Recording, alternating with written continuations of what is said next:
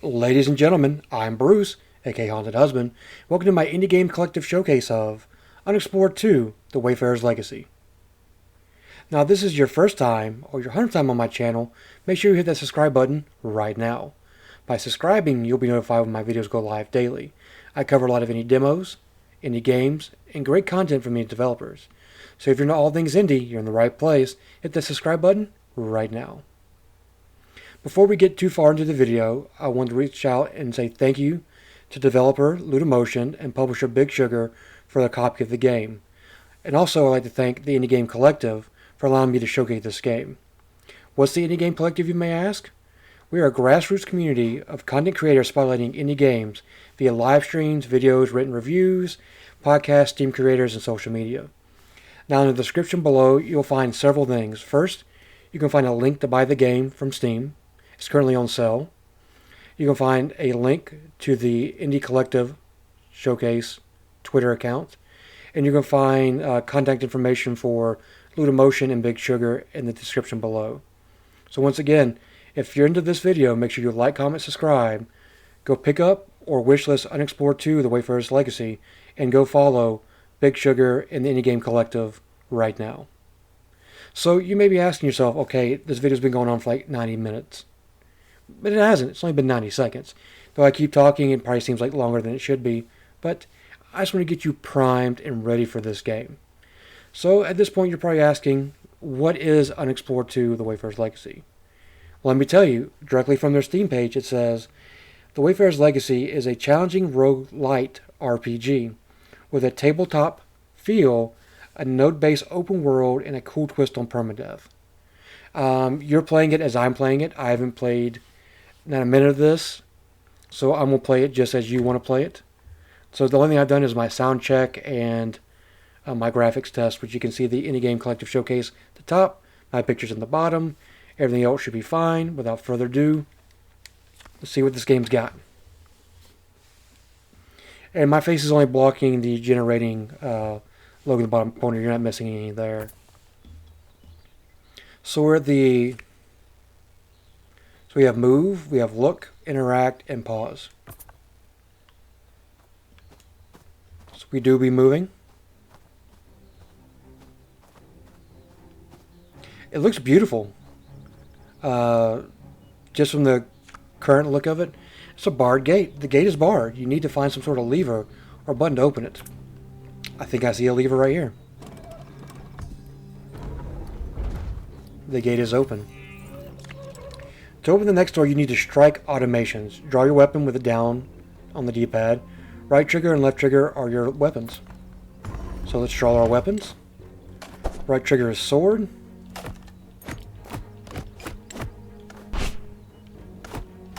And that's block. Can we bust these pots? We can. Strike them down in all our fury. Vandal. Let's take care of the rat problem. Anything else in this room we need to know about? Nope. The automations in this room strike when you get too close. You need to parry or block their attacks. Face your opponent with a ready sword and block, okay? I don't trust these rats.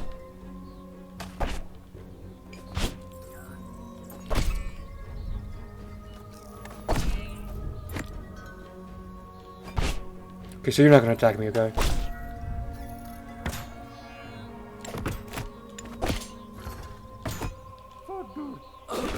Okay, I took damage there. Took damage there. Okay, I'm just trying to... They don't give off any type of notification that I parried them. So I was just curious about that. What is this? It's broken. What it is. The automations guarding the door can parry your attacks. Ooh. Break through the defense by doing a heavy attack. Then follow up with a regular attack when its weapons is cooldown. Hold right trigger.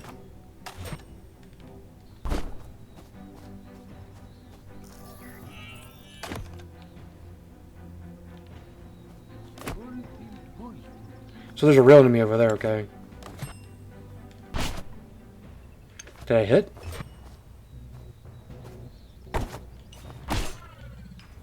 Not too sure.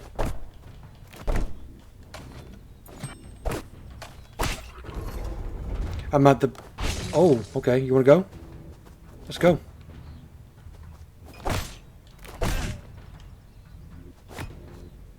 Come on.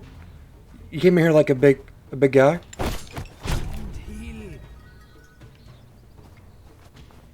I believe I got the parry right. I think if it says if I take 0 damage, it means I parried correctly. That's like breaking pots.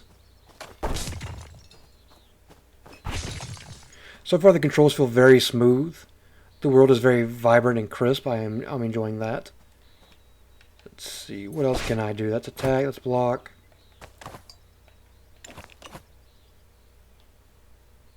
Not too sure what that is, but okay. And we'll go up. It has kind of like Souls-esque kind of combat to it. I didn't take too much of a look. So it doesn't seem to be a stamina bar per se, but your weapons do have a cooldown to speak of. I'm trying to figure out what's flashing on the left side of the D-pad. Doesn't seem important at the moment. We can open this. What is this? This is We Are Murtis. And we can take a dagger. Take 2 daggers. A dagger. Oh, let's read them all, why don't we? Clan Shield. A classic battle poem. An elaborate lettering is embossed on the inside of the shield. Blocking when held automatically blocks an attack. Cover when automatically use blocks projectiles. Has 1+2 inventory slots. Okay. Dagger. When all else fails, the dagger is a much beloved last resort by warriors and folk alike. Normal damage is 5. Power attack is 7. Takes 1 inventory slot. So from that, we have a layered garment, a traditional outfit made from several layers of tightly woven fabric. Tiny moon-shaped talismans sewn on the inside for good luck. Reduces 1 damage. Takes 1 slot. We have a provision backpack. A sturdy bag made of cured smalga hide. Traditionally carried by foragers and hunters. Food and herbs keep twice as long. Good to know. The standard weapon granted to a clan guard in training. A great learning tool due to straightforwardness. 6/8. So this does 5/7. So our sword is still better as is. Dalmatian's Room will block all close range attacks. The dagger which you just took from the chest can be thrown to overcome their defenses. Go to your inventory and equip it.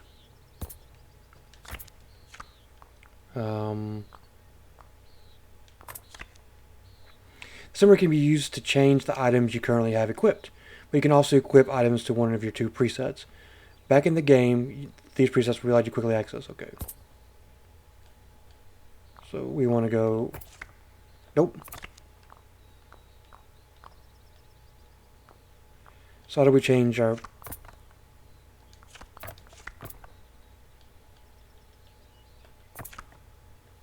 I'm doing a terrible job of this. So we want to hold X.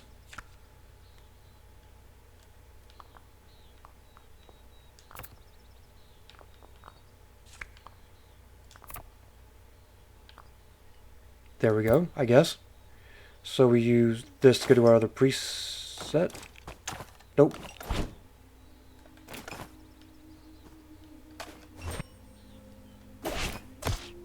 Got him. Missed.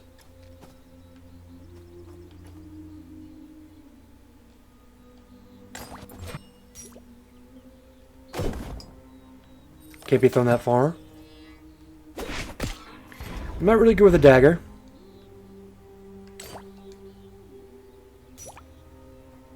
I'm sure you're not surprised by that.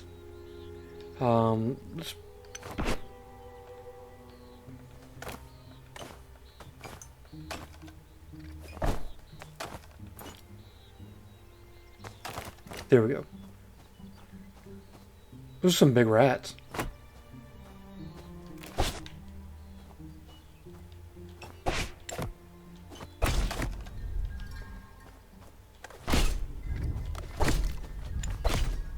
I don't know what I'm so afraid of.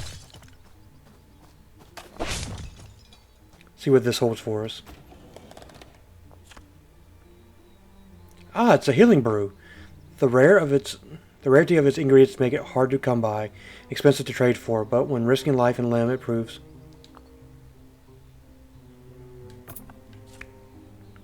You just found a healing brew. It automatically is equipped to the healing brew quick slot, which is the left side.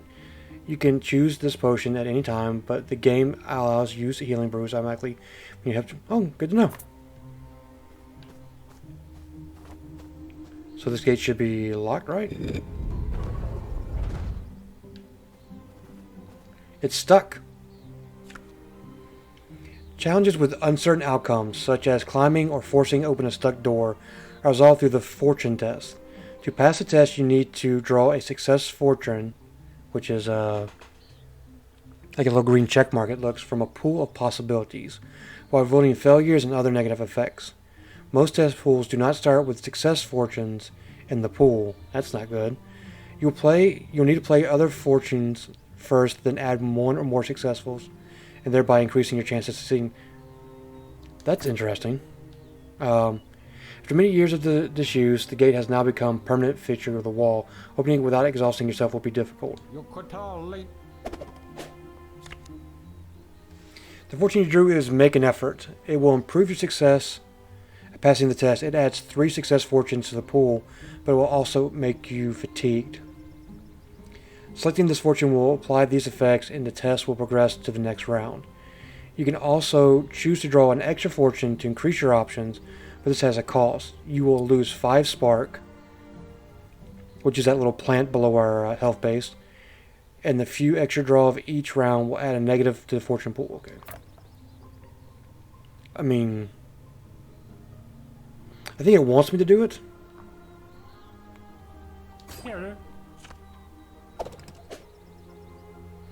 After you have selected a fortune that is not success, failure, or another outcome, the test goes to the next round. All unselected fortunes are returned to the pool, and depending upon what you chose, a number of success fortunes have been added. Next, you automatically draw 1 new fortune. You keep playing this fashion until you choose an outcome fortune to conclude the test.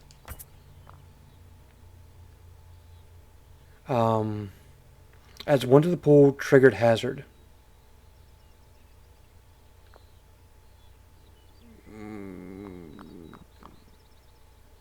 Let's draw an extra one. We have success.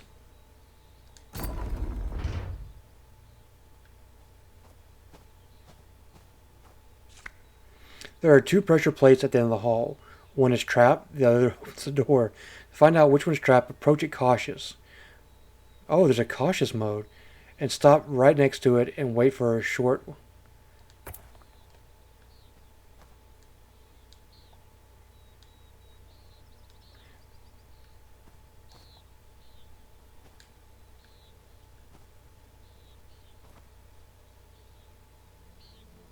That one's trapped.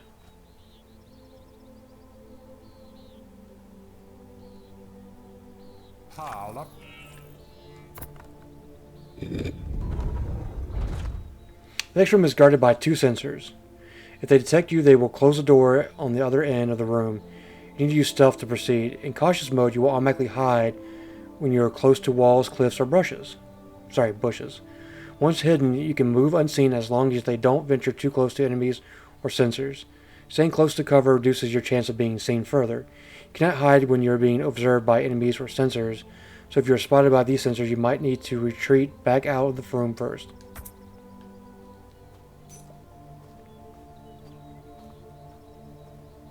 Can I attack him? So yes, attacking is dumb. Don't do that.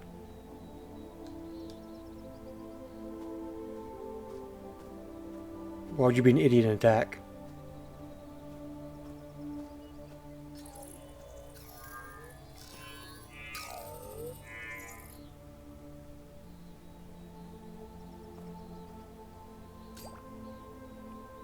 I'm hiding.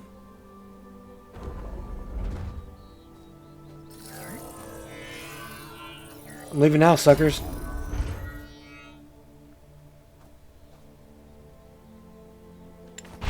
I feel dumb about that. So we'll leave. We'll go cautious.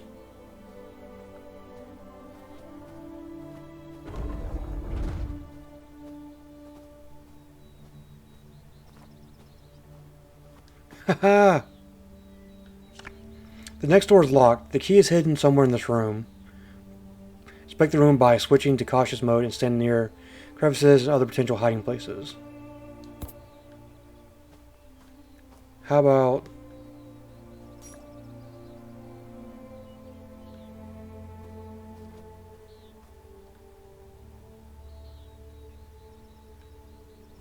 Did it say something was inside? Nope, it did not. I thought it did.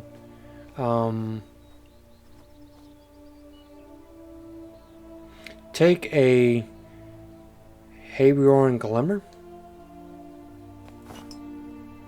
Not sure what that is, but...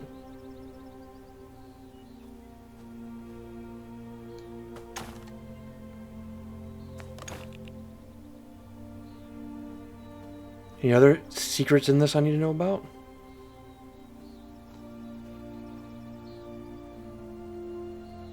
I think I would hide something against this wall if I was a developer.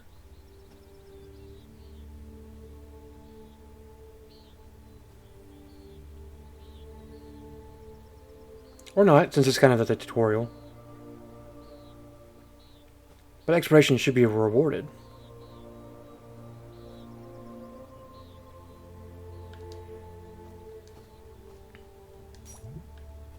So let's go...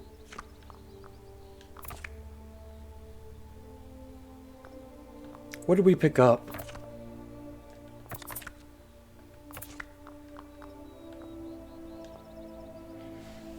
The Glimmer is a small, translucent green gemstone gained from smelting certain ores.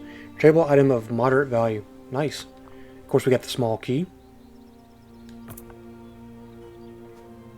So I should be able to put it in the door and unlock it, right? Are those enemies, or...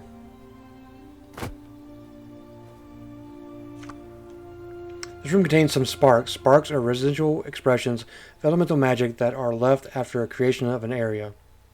That's a mouthful. By absorbing these sparks, the Wayfarer gains inspirational insights. In fortune tests, 5 sparks can be spent for an extra draw. Okay, so that's what we did. It's very easy to collect them, and they will be useful later on. Be sure to catch them all. Pokemon? I mean, it's hard to miss them when they fly right at you.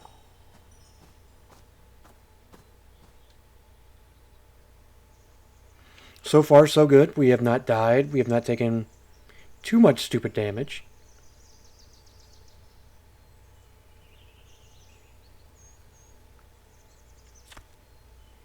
You can cycle through a number of camera settings to bring it closer to the action, or to review your surroundings. Top down, a distance.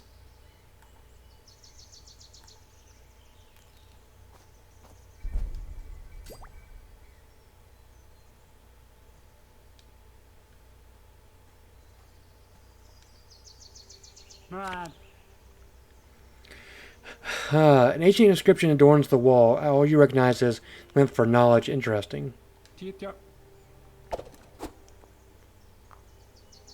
Nope. Take your time, add 3 to the pool. Add 1 to the pool.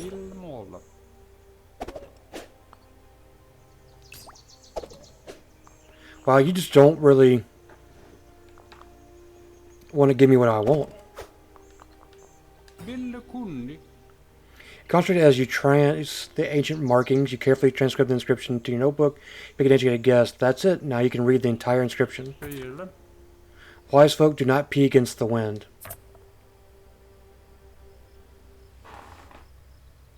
Bruh. You know how much insight that cost me?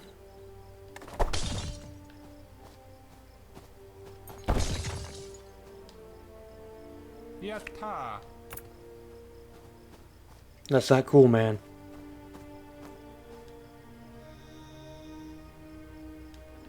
How do I light it? Oh, just Oh, I can take the torch. Nice. Healing brews are rare but precious. When you have the chance, you should collect food and eat it while camping.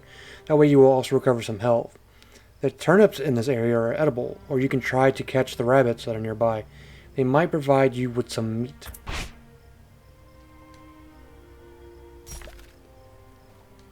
I'm going to harvest me some turnips. Turnips for what?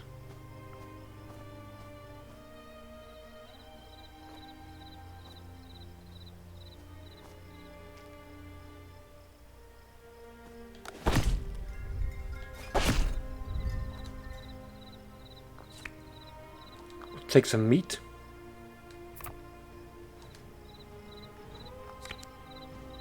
What do we get? We got fur. Okay. Why not? So it tells me we're going to need this fire to make... this spot looks like a good enough place to camp. The gate here will not open until the morning anyway, so let's rest for a cover bit, okay? So we'll go right here. Camping allows the Wayfarer to eat food to recover health, repair items, and to rest in order to recover some fatigue for set skills that can be used once per day. Most actions will advance time. You can only take 4 camping actions in a full day. Making a fire will help recover from conditions such as being cold, wet, and allows you to cook or preserve food you might have collected along the way. On the top right, you can see the current camping conditions and the risk of an encounter erupts your camp. Staying in one place too long will increase the risk of being caught. Oh, first, let's start by lighting the fire. The Wayfarer just lit a fire. A fire allows them to cook food and to fend off the cold. There's 2 ands in that sentence, by the way. A fire will allow them to cook food and fend off the cold. At the same time, a fire might attract more attention. Fire is a good way to make your journey more comfortable. Discomfort such as being cold and wet leads to hope loss, which you want to avoid when you can, of course. The current hope level is shown in the diamond shape next to the health bar. I have a 4. When the hope bar is depleted, 1 hope trait will be lost. Hope traits are picked up during character recreation, provide advantages. Once lost, they cannot be regained. Wait till night, rest until night, eat a meal.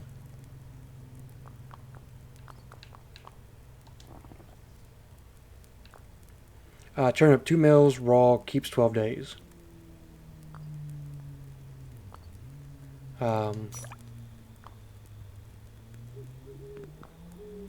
Take time to preserve some food.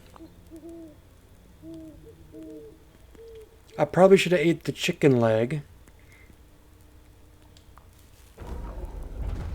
because it doesn't last as long.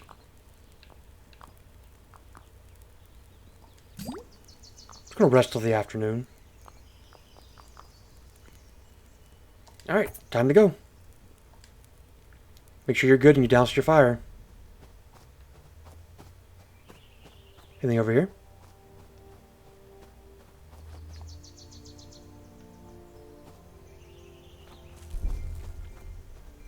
Take the Staff of Yonder. Cool. You just picked up a Staff of Yonder. It is the mission of the Wayfarer to see that this staff destroyed. At the same time, it's also a powerful magic item that allows the Wayfarer to control magic sources. Equip the staff, of which we already done. Step into the circle of the magic missile source in this room. Control its magic to defeat the automations guarding the door. Equip the staff, use the staff. Equip the staff.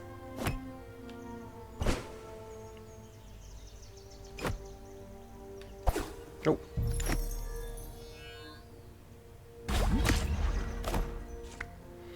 Magic comes at a price. It increases a Wayfarer's presence.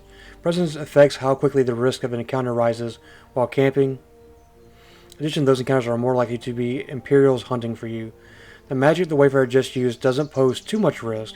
It raised presence to level 2. Using the same spell again will not increase presence any further unless the Wayfarer uses that spell with abundance. In that case, presence might be pushed 1 level higher. The best way to reduce your presence is to travel. When you arrive at your destination without gaining new presence, the presence will be reduced by 2. Good to know. So we're going to go back down to this.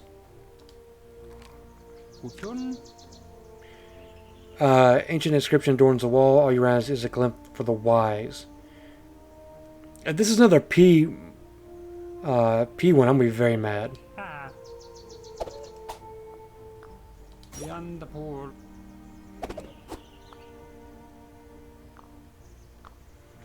We'll give it one more shot.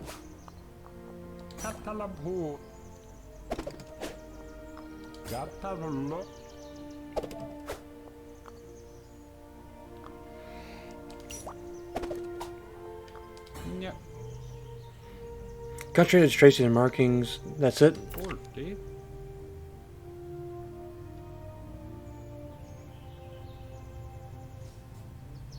Emotional, damn it!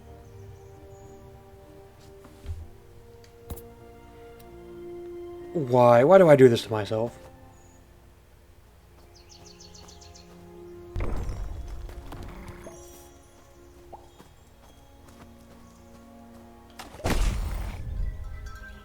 Not sure what that was, but my instinct to kill it came very quickly.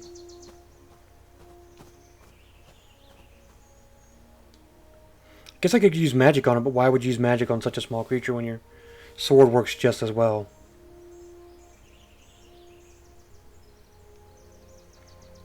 We'll probably peep this area just a little bit. Ooh, it's dark.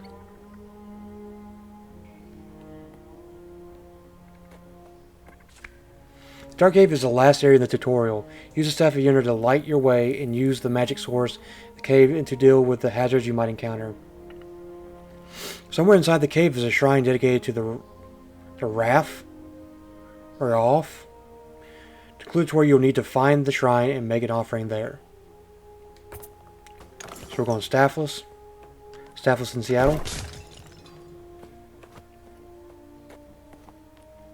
What do you want? Food.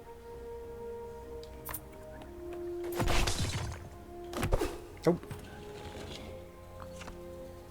We'll take that. We'll take lockpicks, arrows, and a torch.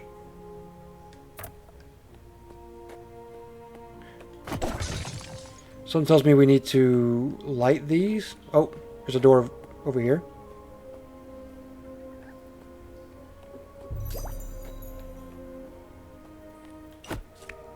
Sometimes you might find yourself lost, stuck, or outmatched. In case you always have the option to retreat. Usually retreating will take you back to the current level's entrance. If you want to retreat, simply clear your hands, hold the LT for a while.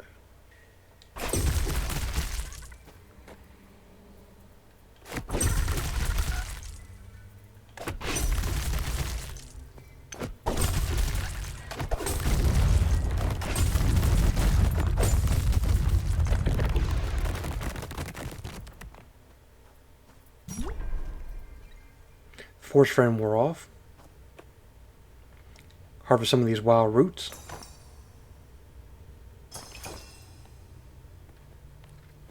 I feel like they're probably dangerous to step on. Maybe, maybe not.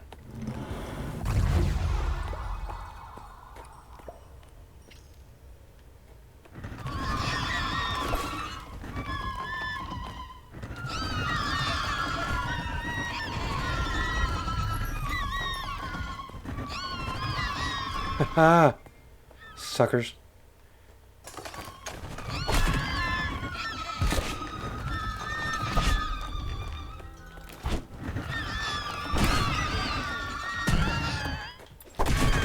Really not trying to stand in there too long. Ooh.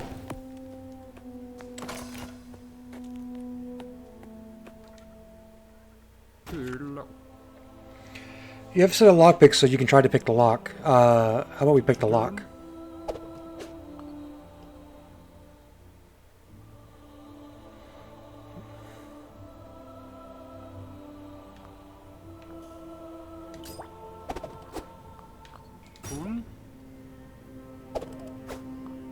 Thank you. Get a bow and small crew carving representing Raaf. And Raaf we trust.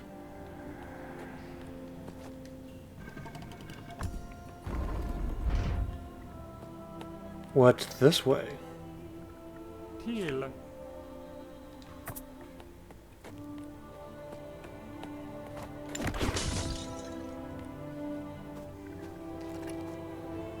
Let's go cautious.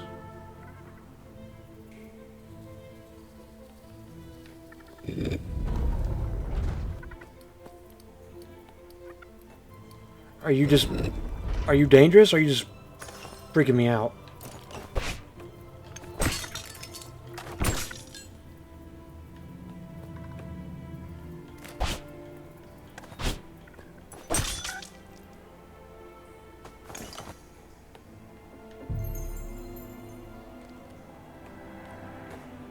Don't really want to use that. I didn't check to see if it was trapped or not.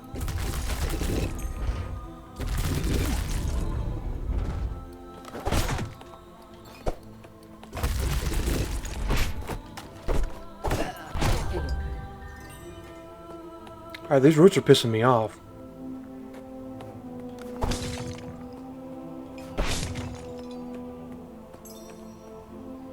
Can I attack them?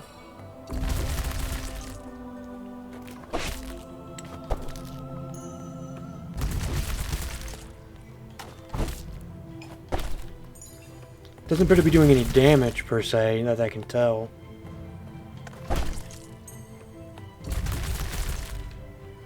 Well, how about we just open this door real quick and then get the crap out of here.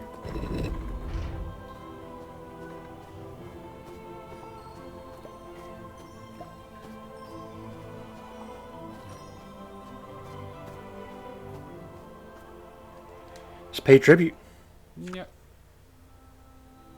Full shrine is dedicated to Raaf. Leaving a tribute of food here will likely invoke their blessing. Let's offer some turnips. Suck on these nips. Well done, you finished the tutorial. You're now ready to create your own Wayfarer and embark your quest to destroy the staff of Yonder.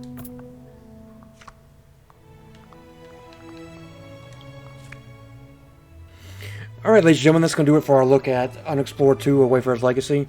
I know it's just a tutorial, but I mean, that gives you a lot of the basis for the game itself. It's a lot of fun. There's a lot of mechanics, a lot of systems, there's a lot of stuff going on. It's Souls-like, it's roguelike. There's permadeath apparently, so I mean, and look at these difficulties options: Adventure, Standard, Wayfarer, Elder. So I mean, there's a lot of challenge here. Once again, I'd like to thank Ludomotion and Big Sugar providing access to the game. The Indie Game Collective for allowing me to showcase the game as well. Once again, in the description below, you'll find links to the game where you can pick it up for yourself. You'll find the Twitter link for the Indie Game Collective, the Twitter link for Big Sugar, Ludomotion, a way to talk to about Unexplored 2. It's just in the description below, you'll find it all. But if you liked the video, make sure you like, comment, subscribe as always. It helps me out with the YouTube algorithm. Also lets me know I'm doing a good job. Until tomorrow, we'll be back with more indie games, demos, and great content from indie developers. I'll haunt you later, Wayfarer.